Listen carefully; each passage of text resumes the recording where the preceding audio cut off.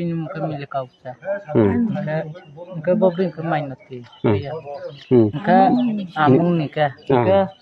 bono okan ya ke mak angke bono ro sampai ni rang ke bu mak tang berapa ke bu prai 7 kuntal 8 kuntal tu no thau na bono snan ni pai ya mas snan ni timo ke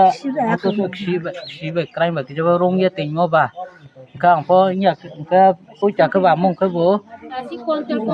si kontal lo le sala me ya je ba ta ya ba si onomanik ma sam na ke ba mun ke bong je ni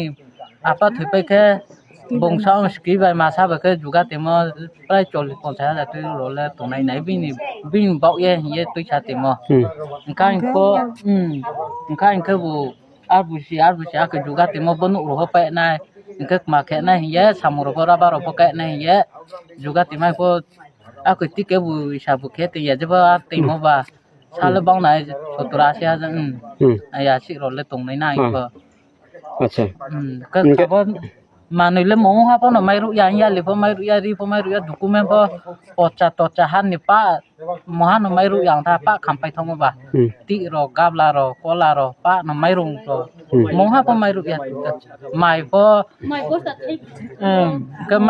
mai po bos ta thai bro in ka mai rung tung pi na kon tal thea to ya ki dilan po ti ku mo ke suya rung te mo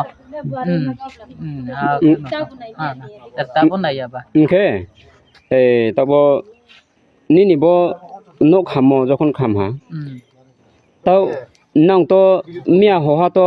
no to thia ma to ja kri khana inga tao okay bortoman tao okay nang ba mia ho ra khanam te thil hai ba teng kem te thilai nei nang chong lai ja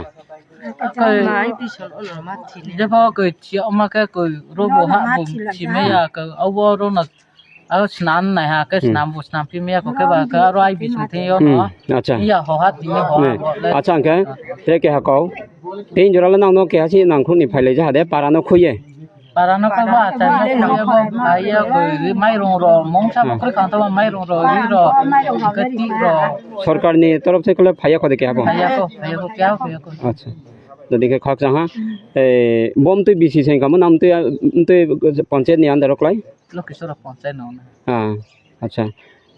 इनके खाक जहां आसान